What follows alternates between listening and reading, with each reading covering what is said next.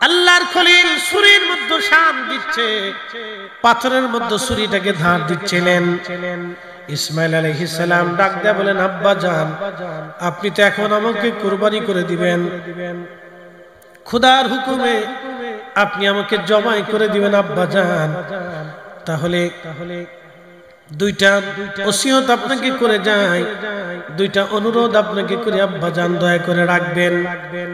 দেখেন একটা সন্তান তার বাবাকে বিনয়ের সাথে বলছে, আব্বা জান, আমাকে জবাই করার আগে ছুরিতে ভালো করে আপনি একটু শান দিবেন, আর আমার হাত পা গুলি শক্ত করে আব্বা জান বেঁধে দিবেন, যাতে আমি নড়াচড়া করতে না পারি। যদি নড়াচড়া হয় তাহলে আপনাকে কুরবানি করতে বাধাগ্রস্ত হবে। আব্বা জান, আপনি আমার চোখগুলি সুন্দর করে বেঁধে দিবেন, আর আমাকে উপর করে শোয়াবেন, আর আপনি আব্বা জান আপনার চোখগুলি সুন্দর করে আপনি বেঁধে নিবেন। বিসমিল্লাহির রহমানির রহিম। আল্লাহর খলিল মিনা প্রান্তরে যেখানে আপনারা দেখবেন একটা চিহ্ন সেখানে এখনো আছে। হযরত ইব্রাহিম আলাইহিস সালাম ছোট্ট একটা টিলার উপরে হযরত ইসমাঈল আলাইহিস সালামকে নিয়ে গেলেন, ছুরিতে ধার দেওয়া হচ্ছে। পৃথিবীর কেউ নাই, শুধু ইব্রাহিম এবং ইসমাঈল, জনমানবহীন নির্জন। আল্লাহর খলিল ছুরির মধ্যে শান দিচ্ছে, পাথরের মধ্যে ছুরিটাকে ধার দিচ্ছিলেন। ইসমাইল আলাইহিস সালাম ডাক দেয়া বলেন, আব্বা জান, আপনি তো এখন আমাকে কুরবানি করে দিবেন, খোদার হুকুমে আপনি আমাকে জবাই করে দিবেন আব্বা জান। তাহলে দুইটা ওসিয়ত আপনাকে করে যায়, দুইটা অনুরোধ আপনাকে করে আব্বা জান দয়া করে রাখবেন। দেখেন একটা সন্তান তার বাবাকে বিনয়ের সাথে বলছে, আব্বা জান, আমাকে জবাই করার আগে ছুরিতে ভালো করে আপনি একটু শান দিবেন, আর আমার হাত পা গুলি শক্ত করে আব্বা জান বেঁধে দিবেন, যাতে আমি নড়াচড়া করতে না পারি। যদি নড়াচড়া হয় তাহলে আপনাকে কুরবানি করতে বাধাগ্রস্ত হবে। আব্বা জান, আপনি আমার চোখগুলি সুন্দর করে বেঁধে দিবেন, আর আমাকে উপর করে শোয়াবেন, আর আপনি আব্বা জান আপনার চোখগুলি সুন্দর করে আপনি বেঁধে নিবেন। চোখগুলি এই জন্য বাঁধবেন, আপনি যদি চোখে দেখে আমার চেহারার দিকে তাকাইয়া জবাই দিতে যান, সন্তানের মায়ায় পড়ে আপনার জবাই নাও হতে পারে। খোদার হুকুম মানতে আপনার এই হুকুম মানতে আপনার অসুবিধা হতে পারে গো আব্বা জান। যদি আমার মোহে পড়ে খোদার হুকুমে আপনি দেরি করে ফেলেন, আল্লাহ বেজার হয়ে যাবে। একটা সন্তান তার বাবাকে কত বিনয়ের সঙ্গে খোদার কথা স্মরণ করিয়ে দিচ্ছে। বুঝতে পারেন, কলিজার ভিতরে ৮০ বছর পরে আল্লাহ একটা সন্তান দিয়েছিলেন, কলিজার মধ্যে কেমন করে ব্যথা হতে পারে। সন্তান বলতেছিল, আব্বা জান, আমার জামাটা খুলে নিয়ে যাবে, মায়ের কাছে পৌঁছাইবেন, মাকে বলবেন মা যেন আমার জন্য দোয়া করে।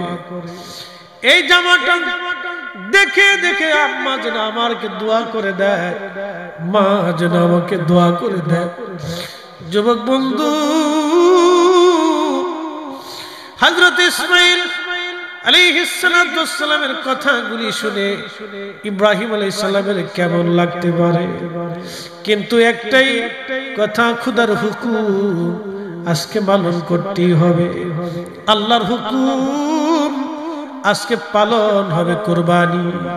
পৃথিবীতে সর্বপ্রথম তিনি এইভাবে যিনি খোদার হুকুম পালন করতে গেলেন, আল্লাহর খলিল হযরত ইসমাঈল আলাইহিস সালামের চোখ বাঁধলেন, হাত পা গুলি বেঁধে ফেললেন, আর নিজের চোখ বেঁধে ফেললেন তিনি, যাতে ইসমাঈলকে দেখা না যায়। আল্লাহু আকবার। ছুরি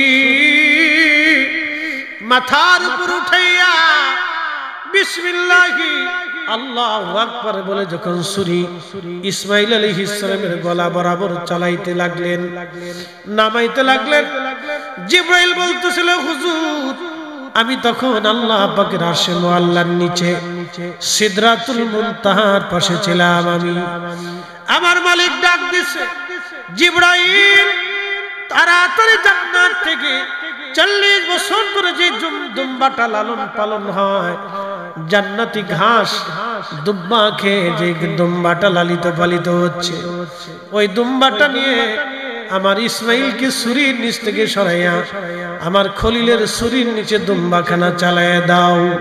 একবার জোরে বলা যাবে আল্লাহু আকবার।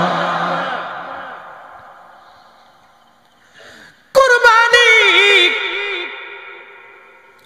ছুরি পড়তেছিল বিসমিল্লাহি আল্লাহু আকবার বলে, ছুরি পড়তেছিল বিসমিল্লাহি আল্লাহু আকবার বলে। জান্নাত থেকে দুম্বা টান দিয়ে জিবরাইল বলে হুজুর এত দ্রুত গতিতে আমি আসছিলাম, ওই দিন আমার কষ্ট হয়েছিল নবী গো।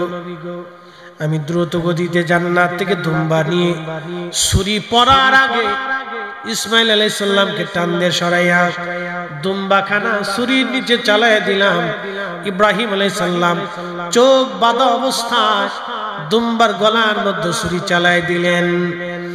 দুম্বা কেটে যাবে হয়ে গেল, গল গল করে রক্ত পড়তে লাগলো। খুদার খলিল মনে করছেন সন্তান কুরবানি হয়ে গেছে। আহা, উনি যখন ছুরি উঠাইয়া চোখের পট্টি বাঁধনটা খুলে দেখলেন, দুম্বা ছটফট করে ডান দিকে তাকায় দেখেন জিবরাইল আর ইসমাঈল আলাইহিস সালাম দুইজন দাঁড়ায় দাঁড়ায় মুস্কি মুস্কি হাসতেছে। একবার জোরে বলা যাবে আল্লাহু আকবার। আল্লাহ কি ধন চায় না মন চায়? জোরে বলেন, আরো জোরে বলেন কি চায়? আল্লাহ মন চায়, মন মন মন হৃদয় আনুগত্য আল্লাহ চায়,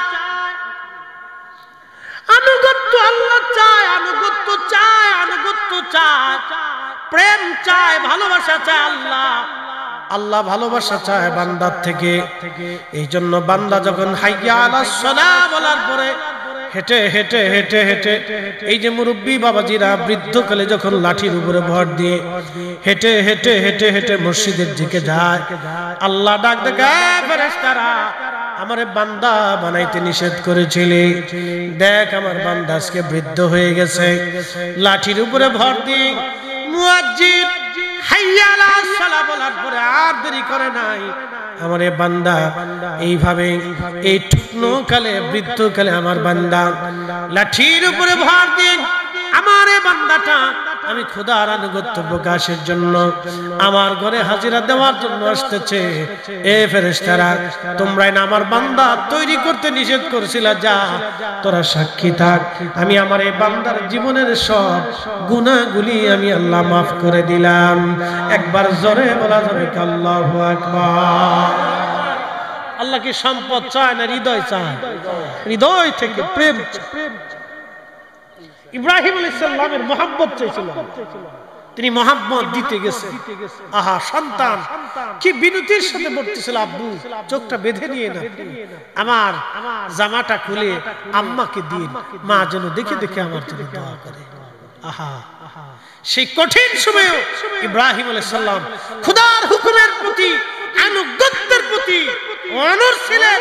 আমাদেরকে আল্লাহর বিধানের প্রতি অনড় থাকতে হবে, আল্লাহর আনুগত্যের দিকে, নবীর গোলামের দিকে আমাদেরকে নিয়োজিত করতে হবে। কথা বলেন ঠিক না ঠিক?